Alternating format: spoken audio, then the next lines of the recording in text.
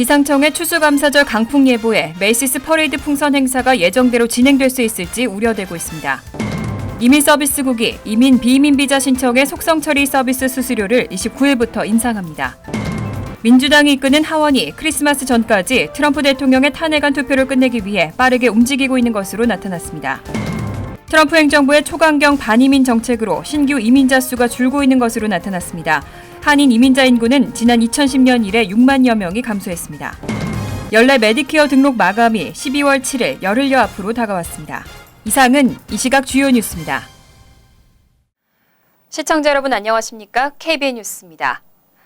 기상청이 올해 추수감사절 당일 최고 풍속이 시속 39마일에 이르는 바람이 불 것으로 예보했습니다.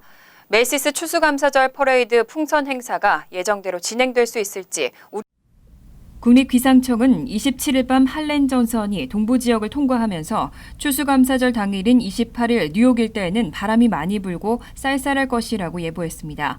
풍속은 평균 시속 22마일 내외로 예상되는데 최고 풍속은 시속 39마일에 이를 것으로 예상됩니다. 기온은 화씨 40도 내외로 쌀쌀하지만 화창한 날씨가 예상돼 바람이 세지 않다면 퍼레이드를 참관하기에는 좋을 것으로 예측됐습니다. 현재 뉴욕시의 규정에 따르면 시속 23마일 이상의 바람이 지속되거나 시속 34마일을 초과하는 돌풍이 불 경우 풍선을 띄울 수 없습니다. 이 규정은 1997년 강풍으로 인해 풍선이 가로등을 쓰러뜨려 관중 4명이 다치는 사고가 발생한 후 1998년에 만들어졌습니다. 한편 작년의 경우에도 퍼레이드를 앞두고 비슷한 우려가 있었지만 결국 행사가 끝날 무렵 풍선 퍼레이드가 예정대로 진행된 바 있습니다. 올해 퍼레이드 풍선 행사 진행에 대한 최종 결정은 기상 변화의 추이를 보면서 28일 추수감사절 당일에 이루어질 예정입니다.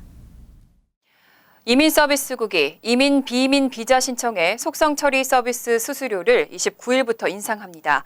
물가 상승률에 따른 인상인데 지난해 10월 이후 1년 만에 또 인상됐습니다. 국토안보부의 최근 발표에 따르면 이민서비스국의 비이민 취업비자 신청서와 취업이민청원에 대한 속성 처리 수수료가 오는 29일부터 현행 $1,410에서 $1,440로 30달러 인상됩니다. 이 비용 인상은 도시 소비자 물가지수의 물가 상승률을 고려한 것인데 지난해 10월 $1,225에서 $1,410로 인상된 뒤 1년 만에 또 인상된 것입니다. 이와 관련해 이민법 전문 변호사들은 이번 수수료 인상으로 최근 증가하는 전문직 취업비자의 보충 서류 서비스 등 절차가 개선됐으면 하는 바람이라고 밝혔습니다. 속성 처리 서비스는 이민서비스국이 신청을 접수한 날로부터 휴일을 제외한 15일 이내에 심사 결과를 통보받을 수 있는 서비스로 비민 취업비자 신청자인 E1, E2, H1B 등의 비자 신청자들이 이용할 수 있습니다. 민주당이 이끄는 하원이 크리스마스 전까지 트럼프 대통령의 탄핵안 투표를 끝내기 위해 빠르게 움직이고 있는 것으로 나타났습니다. 그동안 청문회를 두고 달아올랐던 탄핵 정국이 이제는 표결을 통한 탄핵 소추 추진이라는 새로운 단계로 접어들 것으로 전망됩니다.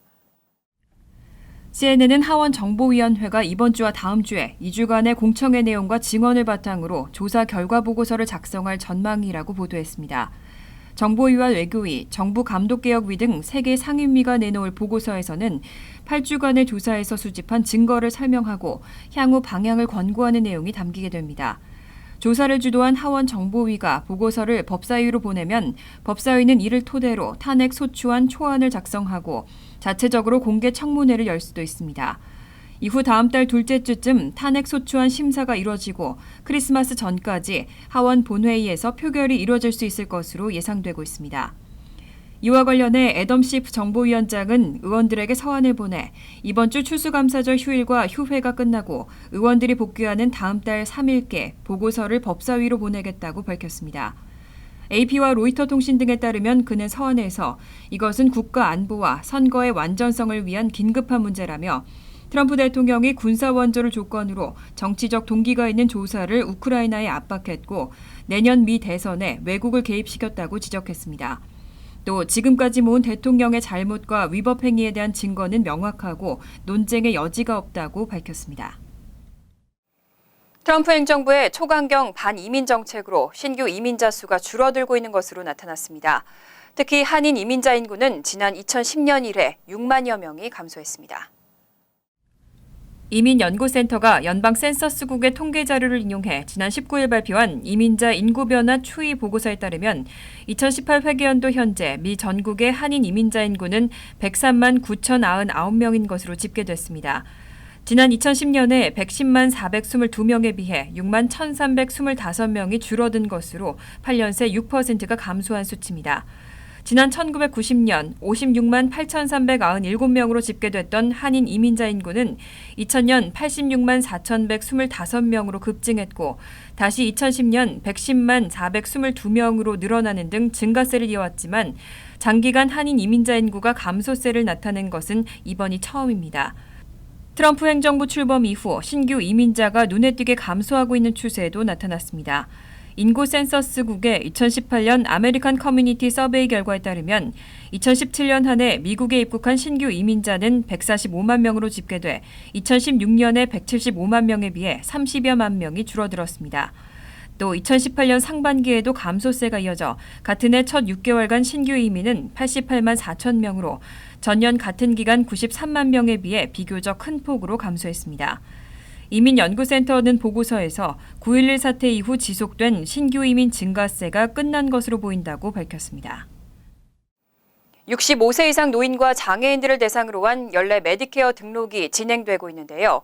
마감이 열흘여 앞으로 다가왔습니다. 12월 7일 마감 기한을 놓치지 않도록 주의를 하셔야겠습니다. 65세 이상 노인과 장애인들을 대상으로 한 연례 메디케어 등록이 12월 7일 마감됩니다. 이 기간을 놓칠 경우 1년간 기다려야 하거나 신규 등록의 경우 늦은 기간만큼 한 달에 월 보험료의 1%를 벌금으로 지불해야 합니다. 메디케어와 메디케이드에 모두 가입된 사람을 제외하고는 이 기간 외에 연중 보험 변경은 할 수 없습니다. 메디케어는 소득에 관계없이 65세 이상 또는 특정 장애를 가진 사람, 말기 신장 질환자 등을 위한 건강보험으로 A 병원보험, B 의료보험, C 어드밴티지 플랜, D 처방약보험 혜택 등 4가지로 분류됩니다. 65세 이상 혹은 장애인으로 메디케어를 갖고 있는 사람은 반드시 처방약보험에 가입해야 하고 메디케어에서 지정해준 기간에만 플랜 변경이 가능합니다. 신청자들은 현재 복용 중인 약병과 메디케어 및 메디케이드 카드, 사회복지국이나 CMS에서 받은 편지, 개인정보 등을 지참하고 방문하면 됩니다. 처방약 보험 가입 및 변경은 메디케어 전화나 웹사이트를 통해 본인이 직접 할 수도 있습니다. 산업 전 분야에 걸쳐 인공지능 활용이 늘고 있습니다. 이미 인공지능에 밀려나는 직업군이 생기고 있는데요. 특히 대학 졸업 이상의 학력을 가진 백인과 아시아계 남성의 타격이 가장 클 것으로 분석됩니다. CBS 뉴스는 브루킹스 연구소의 조사 결과를 인용해 AI 이용이 늘면서 고졸자보다는 대졸자, 여성보다는 남성, 연령별로는 25세부터 54세, 인종은 백인과 아시아계의 일자리가 가장 빨리 잠식당하고 있다고 보도했습니다. 브루킹스 연구소는 이전보다 더 복잡해진 기술이 산업 전 분야에 걸쳐 적용되면서 높은 교육 수준의 고임금 근로자들 역시 일부 예외를 제외하고는 제조업계 근로자와 마찬가지로 AI의 영향을 많이 받을 것으로 전망된다고 밝혔습니다. 그동안 전문가들은 업소 금전 출납원이나 패스트푸드 종업원, 전화 상담원과 같은 저숙련직이 AI로 인한 충격이 가장 클 것으로 예상했습니다. 하지만 연구소 측이 기존 일자리와 AI의 기능을 비교하는 방식으로 조사를 진행한 결과 고졸자가 가장 큰 타격을 받는 것이 아니라 오히려 고등교육을 받은 근로자의 피해가 더 큰 것으로 나타났습니다. 대학원 졸업자의 경우 고졸자보다 AI 대체 비율이 거의 4배나 많았고 학사학위 소지자도 고졸자보다 5배 이상 많이 피해를 본 것으로 분석됐습니다. 한편 성별로는 여성이 AI의 충격을 덜 받을 것으로 전망됐는데 교육이나 보건 등 인간적 교감이 필요한 직종에 종사하는 비율이 높기 때문인 것으로 풀이됐습니다. 뉴욕시에서 새로 HIV에 감염된 사례가 크게 감소했습니다. 2001년 시 보건국이 집계를 시작한 이래 처음으로 신규 감염자가 2,000명 미만으로 떨어졌습니다. 뉴욕시 보건국은 지난해 HIV에 감염된 것으로 확진 판정을 받은 수가 1,917명으로 집계됐다고 밝혔습니다. 2017년 2,157명보다 11% 줄어든 것으로 신규 감염자가 2,000명 미만으로 떨어진 것은 2001년 시 보건국이 집계를 시작한 이래 이번이 처음입니다. 통계는 뉴욕시 내 모든 병원과 검사실, 의사와 간호사들이 시 보건국에 보내온 확진 결과를 토대로 작성됩니다. 해당 의료기관은 법적으로 HIV 양성 반응이 확인되면 14일 이내로 시 보건국에 보고해야 할 의무가 있습니다. 한편 최근 뉴욕시는 에이즈 환자를 위한 치료제를 통해 관련 질병으로 사망하는 뉴요커가 줄고 있다며 2,300만 달러를 들여 게이와 레즈비언 등의 커뮤니티에 적극적인 치료를 홍보했는데 결과가 만족스럽다는 입장입니다. 보건국은 시내 8개 클리닉에서 무료 또는 저렴한 비용으로 HIV 검사와 치료를 제공하고 있습니다. 뉴욕시는 조만간 에이즈 완전 퇴치를 선언하기 위한 프로그램을 지속적으로 지원할 예정이라고 밝혔습니다. 최근 드블라지오 시장이 연말 락펠러 센터 인근의 차량을 통제하고 인도를 늘리는 계획을 발표했는데요. 이와 관련해 소방관들이 유감을 표시하고 오히려 안전에 위협이 될 수 있다고 지적했습니다. 뉴욕시 소방국 소방관 노조는 빌 드블라지오 뉴욕시장이 연말 락펠러 센터 인근의 차량을 통제하고 인도를 늘려서 보행자들에게 편의를 제공하려는 계획에 대해 심각한 유감을 표시했습니다. 드블라지오 시장은 오는 29일부터 락펠러 센터와 라디오시티 뮤직홀 등을 중심으로 인근 차도의 전부 또는 일부를 막고 보행자에게 내줄 계획을 발표한 바 있습니다.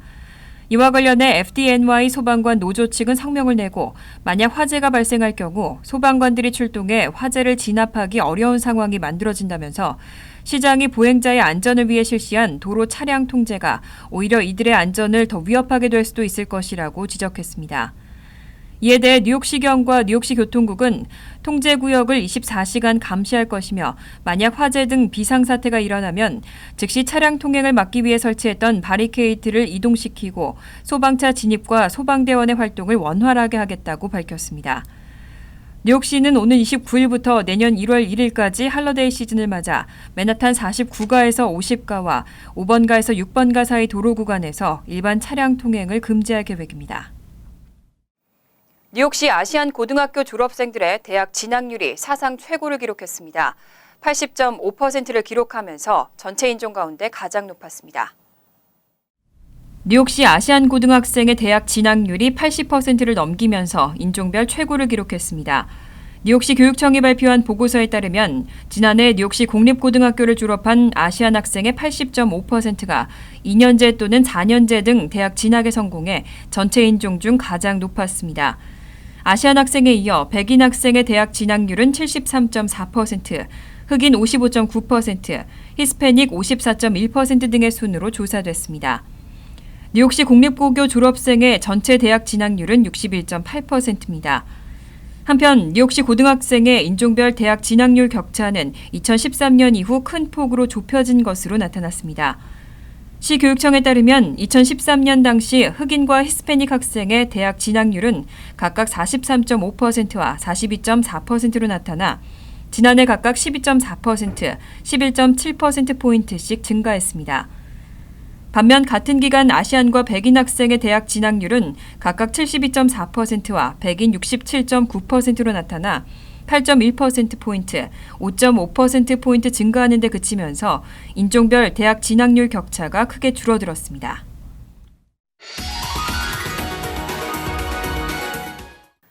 이어서 LA 지역 한인사회 소식입니다. 분주하고 어수선한 연말 분위기를 노린 강절도범들이 기승을 부리고 있습니다. 상점들이 밀집되어 있는 스트릿 몰부터 아파트 주차장까지 장소를 불문하고 범죄가 발생하고 있습니다. 홍지은 기자가 보도합니다. 지난달 LA 한인타운의 한인마켓 주차장. 30대 한인 여성이 운전석에 오르자 근처에 대기하고 있던 용의자들이 순식간에 차문을 열고 가방을 훔칩니다. 차량 한 대가 아파트 주차장을 빠져나가고 게이트 문이 닫히기 전 주차장에 침입한 한 남성이 주차된 차들의 문을 일일이 열어봅니다. 연말 연시를 앞두고 한인사회에 절도주의보가 내려졌습니다. 어수선한 분위기를 틈타 한인 밀집 지역에 크고 작은 절도 사건들이 잇따르고 있습니다. 연방수사국 FBI의 통계에 따르면 미국에서 재산범죄는 4.1초마다 한 건씩 발생하고 있으며 LA 한인타운의 경우 하루 평균 13건의 강절도 범죄가 일어나고 있습니다. 이 가운데 가장 많은 피해가 발생하는 시기는 요즘 같은 연말 연시 기간입니다.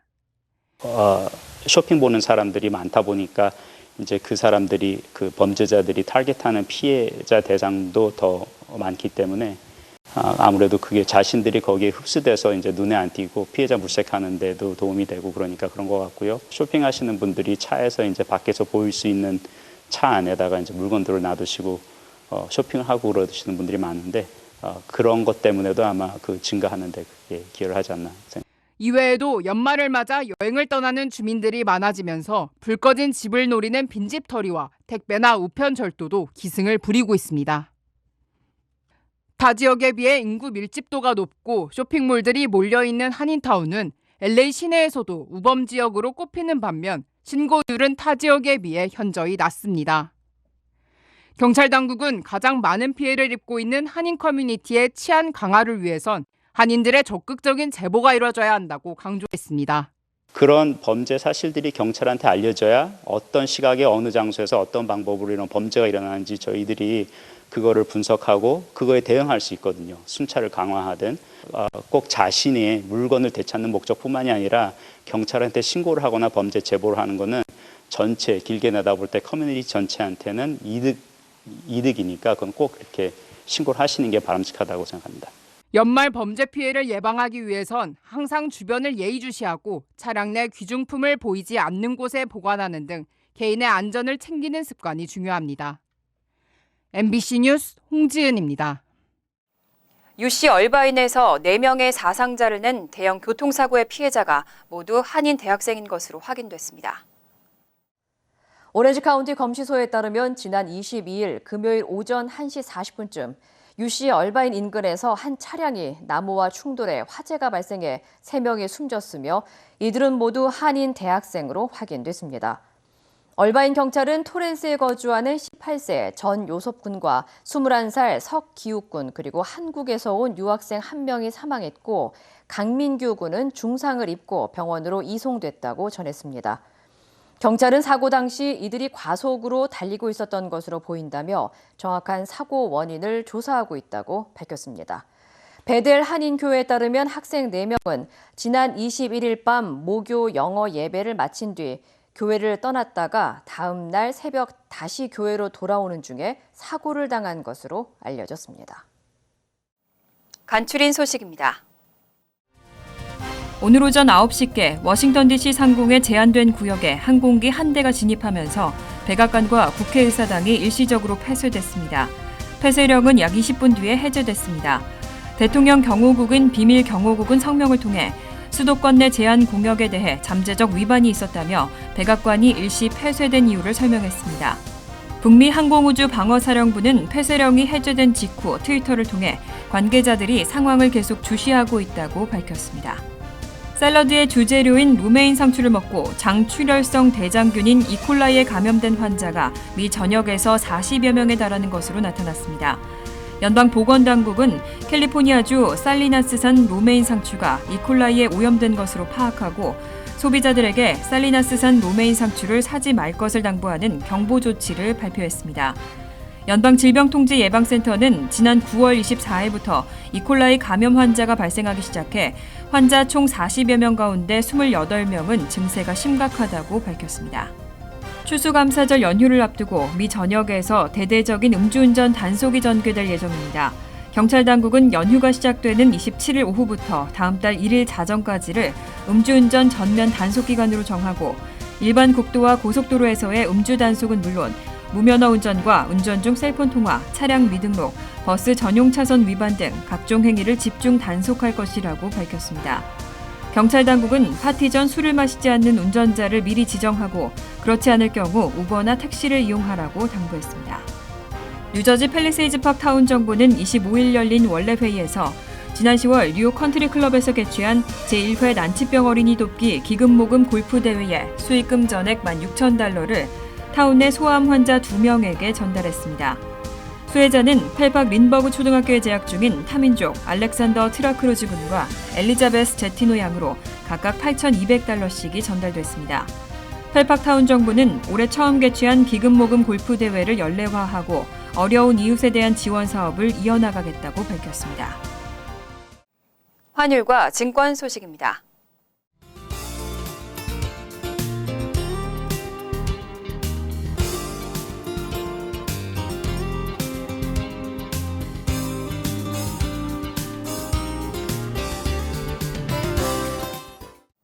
이어서 날씨입니다. 수요일은 대체로 흐린 가운데 오후에는 바람이 불고 한때 소나기가 오겠습니다. 낮 최고 기온은 56도, 섭씨 13도, 밤 최저 기온은 45도, 섭씨 7도로 예상됩니다. 목요일은 가끔 구름이 많겠고 시속 40마일의 바람이 불겠습니다. 금요일은 대체로 화창한 날씨가 예상됩니다.